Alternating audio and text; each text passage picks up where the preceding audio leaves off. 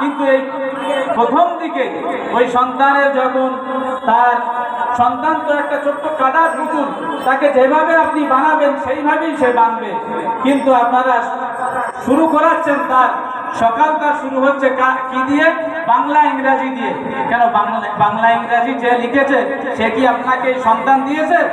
সন্তান তো সেই আল্লাহ দিয়েছে যে কোরআন নাজিল করেছে। তো আমাদের তো প্রয়োজন ছিল যে আমার সন্তানের প্রথম কালাম হবে, সকালের প্রথম কথা হবে আল্লাহর কালাম। কিন্তু আমার মা ও বোনেরা এবং ভাইয়েরা কি করছি আমরা? আমার সন্তানদেরকে কি করছি? বাংলা ইংরাজি দিয়ে আমার সন্তানের সকালটা করছি। আমি কিন্তু বাংলা ইংরেজি পড়ার বিরোধিতা করছি না, বাংলা ইংরেজি পড়ুক, কোনো অসুবিধা নেই। বাংলা ইংরাজি অবশ্যই পড়তে হবে।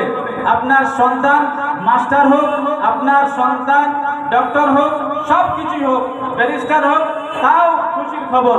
কিন্তু তার সঙ্গে সঙ্গে কিন্তু এই দিন শিক্ষা তাকে দিতে হবে, না হলে কিন্তু আপনি দুনিয়াতেও শান্তি পাবেন না, আখিরাতে তো আল্লাহ শান্তি দেবেনই না।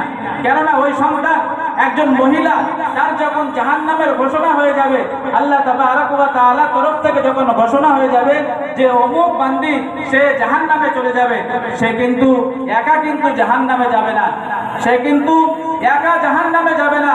সে তখন বলতে থাকবে যে ওই আব্বাজান সে নিজে নামাজ পড়তো, কিন্তু আমাকে কোনোদিন নামাজ পড়ার জন্য আমাকে হুকুম দেয়নি।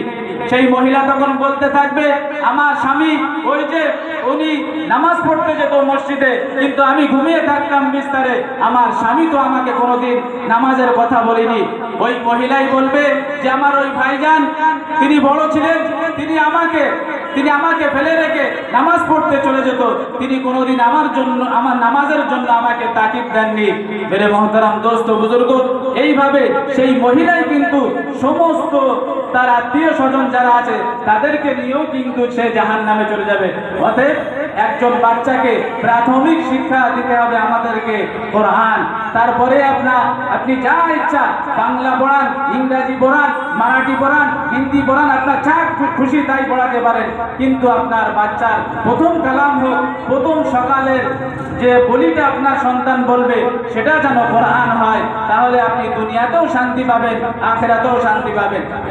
তো এই মক্তবে আমাদের প্রায় 40-50 জনের মতো বাচ্চা তারা গজলে নাম দিয়েছিল। তো তার মধ্যে আমরা মক্তবের 14 জন ছাত্রছাত্রীকে আমরা প্রাইজের ব্যবস্থা করেছি। 40 জনের মধ্যে 14 জনের আমরা প্রাইজের ব্যবস্থা করতে পেরেছি, আলহামদুলিল্লাহ।